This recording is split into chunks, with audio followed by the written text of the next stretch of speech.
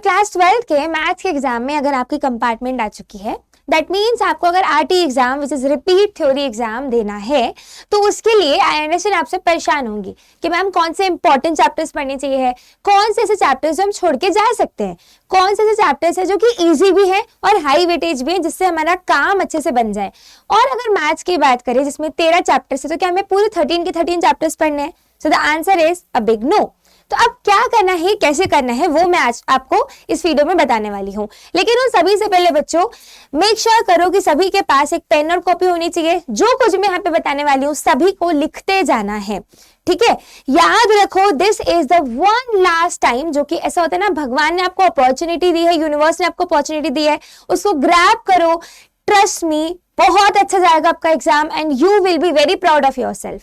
लेकिन अगर अभी आप इस वीडियो को सिर्फ देख रहे हो, मूवी की तरह देखने आए हो, तो आप जा सकते हो, स्किप कर दो वीडियो, देखो ही मत, मैं तो बोलूंगी। एनीवेज, सबसे पहले हमें क्या करना है, तो मोस्ट इंपॉर्टेंट टिप इसकी, जो भी मैं आपको चैप्टर्स बताने वाली हूँ या इन जनरल भी कंपार्टमेंट के लिए, आपको सिर्फ और सिर्फ एनसीईआरटी पर फोकस करना है।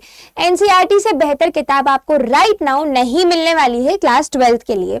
सेकेंड चीज जो आपको करनी है वो है राइट एंड प्रैक्टिस क्वेश्चंस। कोई भी क्वेश्चन को आप देख रहे हो, सॉल्व कर रहे हो, तो ऐसा नहीं होना चाहिए कि चलो यूट्यूब का लेक्चर चला के बैठ गया हूँ या देख रहा हूँ, खत्म हो रहा है। ऐसे नहीं, मूवी नहीं चल रही है, मूवी नहीं देख रहे हो आप, मजे के लिए नहीं कर रहे हो, अंडरस्टैंडिंग के लिए कर रहे हो। और वो अंडरस्टैंडिंग तब आएगी जब आप उस क्वेश्चन को लिख के देखोगे। देखो, आपको पता है एग्जाम में सेम क्वेश्चन तो आता नहीं है, एग्जाम में सिमिलर तरीके का क्वेश्चन आता है। तो अगर आपका माइंड ट्रेन हो चुका होगा ना कि अच्छा ऐसा क्वेश्चन आएगा तो इसको ऐसे टैकल करना है, ये वाला केस आया तो ऐसे टैकल करना है, उस सभी के लिए ही अगर आप लिख लिख के प्रैक्टिस करोगे तभी वो चीज आपका ब्रेन एक्टिव करेगा, अदरवाइज तो नहीं बनेगा आपसे। फिर आपको क्या करना है, PYQs are your Bible. Bible एक ऐसी किताब है, इन जनरल कोई भी रिलीजियस किताब ले लो, ऐसी बुक्स होती हैं जिनको आप जितनी बार पढ़ोगे ना उतनी बार आपको कुछ नया सीखने को मिलेगा। PYQs act the similar way, जितनी बार कर सकते हो पीवाईक्यूज सॉल्व करना, उसको मत छोड़ के जाना, ठीक है? तो ये कुछ इंपॉर्टेंट टिप्स थी जो कि मैं आपको ऐसा बड़ी बहन दे रही हूँ। नाउ आ जाती है बारी कि कौन कौन से इंपॉर्टेंट चैप्टर्स हैं जो कि हमें करने ही है डेफिनेटली। तो बच्चों यहाँ पर लिस्ट है, मैंने विदाउट एनी डिले यहाँ पे प्रॉपरली लिख दिया है। ये 8 वो चैप्टर्स है जो कि आपको डेफिनेटली करने ही है, ठीक है? सबसे पहला है मैट्रिसेस डिटरमिनेंट्स। ये दोनों बहुत ही ज्यादा, ऐसा होता है ना क्लास 12 के इजीएस्ट चैप्टर्स में से, मैट्रिसेस तो बहुत इजी माना जाता है, साथ में ही डिटरमिनेंट। तो ये वो चैप्टर्स है जो कि तुम्हें टाइम भी नहीं लगेगा, तुम कर भी लोगे, मार्क्स भी अच्छे आ जाएंगे।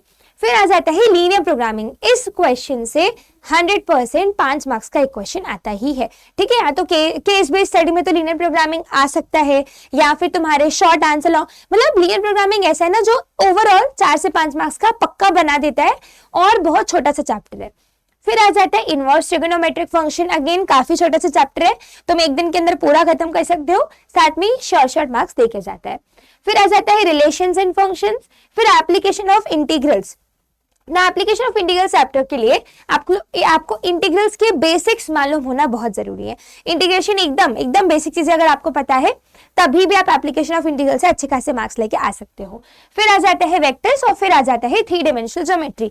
अगर वेक्टर्स पढ़ लिया, मतलब डॉट प्रोडक्ट क्रॉस प्रोडक्ट ये सब पढ़ लिए, तो 3 डायमेंशनल ज्योमेट्री में से फॉर्मूलाज है, तुम्हें उसमें अप्लाई करना होगा, ज्यादा कोई एक्स्ट्रा मेहनत करने की जरूरत नहीं पड़ेगी, ठीक है? ना मैं ये नहीं कह रही कि ये 8 चैप्टर पढ़ने के बाद तुम्हें कुछ और भी नहीं पढ़ना होगा, सिर्फ ये पढ़ लो, नो।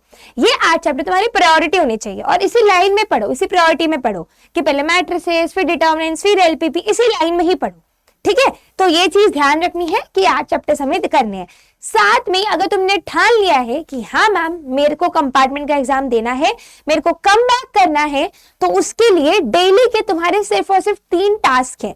सबसे पहला, जो भी तुमने पढ़ा है पूरे दिन भर में, उसको सोने से पहले एक बार रिवीजन जरूर कर लेना, क्योंकि हमारा जो ब्रेन है ना वो तब तक चीजों को याद रखता है जब आप उसको रिवाइज करते रहते हो। अब तुम मुझे बताओ, क्या तुम्हें याद है तुमने 10th क्लास में मैथ्स का फर्स्ट चैप्टर में क्या क्या पढ़ा था? नहीं याद होगा ना, क्योंकि तुम रिवाइज नहीं कर रहे हो। वो छोड़ो, तुम्हें तो ये भी नहीं याद होगा क्लास 11th में तुमने मैथ्स के कौन कौन से चैप्टर्स पढ़े थे। बहुत सारे बच्चों को नहीं याद होता, और इसीलिए क्योंकि तुम रिवीजन नहीं कर रहे होते हो। ओके, तो हर दिन रिवाइज करना है सोने से पहले। सेकंड जो आपको करना है वो है शॉर्ट नोट्स बनाना। शॉर्ट नोट्स तो क्या, अगर मैथ्स की बात करें तो हर एक चीज लिख कर ही देखनी है, और at the end of the chapter एक बार शॉर्ट में लिखो कि अच्छा मैंने इस चैप्टर से ये पढ़ा। सपोज रिलेशन एंड फंक्शंस है तो अच्छा रिलेशन का डेफिनेशन ये होता है, रिलेशन के टाइप्स मैंने ये सारे पढ़ लिए, फिर फंक्शंस ये होता है, रिलेशन और फंक्शन के बीच में क्या डिफरेंस होता है, फंक्शंस के टाइप पढ़ लिए। तो जो मैं आपको बोल रही हूँ ना उसको शॉर्ट में अपनी ही लैंग्वेज में एक पेज के अंदर लिखने की कोशिश करो। फिर प्रैक्टिस करने क्वेश्चंस को, lots and lots of questions and PYQs। Trust me ये बहुत ज्यादा इंपॉर्टेंट स्टेप है, अगर इसको मिस कर रहे हो फिर तो आप ऐसा होता है ना खुद के पैरों पर कुल्हाड़ी मार रहे हो। Trust me this is one of the last chances जो कि आपको यहाँ पर मिल रही है, सो दैट देखो एक चीज मैं बताती हूँ, मैं खुद एक्सपीरियंस है क्योंकि ऑफकोर्स मैंने भी क्लास 12 देखे, यहाँ पर मैं आई हूँ। क्लास 12 के जो मार्क्स है ना बच्चों हर जगह काम आते हैं। Yes it is true, A sheet of paper cannot decide your future, but we stay in India. India में अभी भी मैटर करता है कि तुम्हारे क्लास 12 में कितने परसेंटेजेस बने थे। आज भी तुम किसी भी कॉलेज के एडमिशन में जाओ वहां तो लगना ही लगना है। तुम किसी भी जॉब के लिए अप्लाई करोगे क्लास 12 का पूछा जाएगा। कहीं भी तुम किसी भी सेक्टर में जाओ क्लास 12 के परसेंटेजेस मैटर करते हैं। और साथ में अगर तुम्हें अपॉर्चुनिटी मिली है कि हाँ मैम हमें हमारा क्लास 12 हो गया था, हमारे RT आ चुकी है, तो आपको बच्चों पता है आपने क्या गलती करी है। दोबारा जो मौका मिलता है ना बस इसीलिए कि तुम गलतियां रिपीट ना करो। ऐसा होता है ना, भगवान भी एक गलती सबकी माफ करता है, लेकिन अगर तुम गलती को दोहरा रहे हो बार बार रिपीट कर रहे हो, मतलब वो गलती नहीं, वो तुम्हारी आदत है। ठीक है, तो राइट नाउ कोई बात नहीं, जो कुछ भी हो सकता है, OSM की चेकिंग हो सकता है, CBSE वालों ने ढंग से चेक नहीं किया उनके कारण, जो कुछ भी हो सकता है, तुम्हारे हेल्थ रीजन हो, कुछ भी रीजन हो, मौका मिला है, ग्रैब करो, यूज करो, कम बैक करो।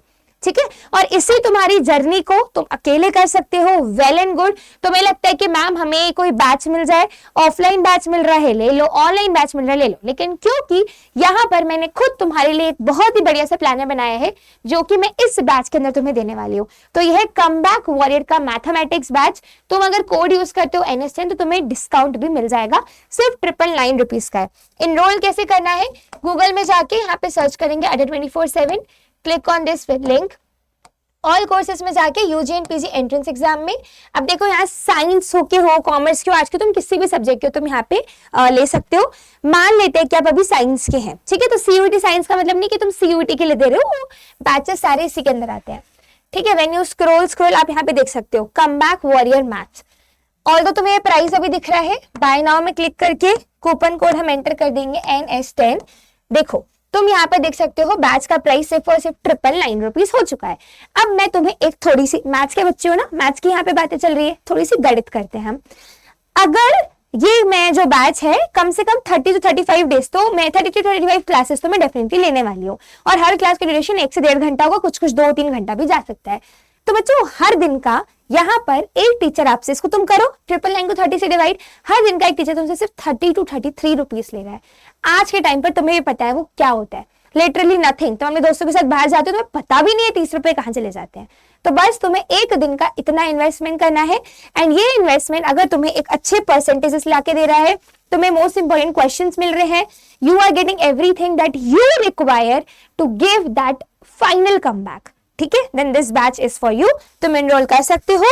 और yes that's it for today's session. Thank you so much, मिलते हैं हम क्लास में अगर तुम क्लास में आते हो।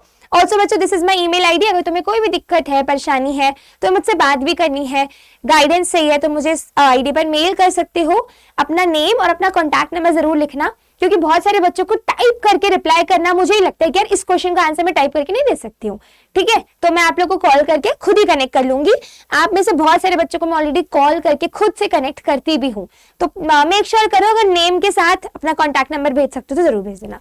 ठीक है, देन मिलते हैं हम अगले वीडियो में। अगर तुम वीडियो यहाँ तक देख रहे हो तो कॉमेंट जरूर कर दो that yes ma'am we will come back. And ये लास्ट अपॉर्चुनिटी है वो बच्चे सबको नहीं मिलती है, तुम्हें मिली है, इसको पॉजिटिवली लो। ठीक है, कंपार्टमेंट का मतलब अपसेट होके नेगेटिव होके लेने की कोई जरूरत नहीं है। जो हो गया सो हो गया, रात गई बात गई, अब हमारे पास प्रेजेंट है जिससे हम अपने फ्यूचर को बेहतर कर सकते हैं।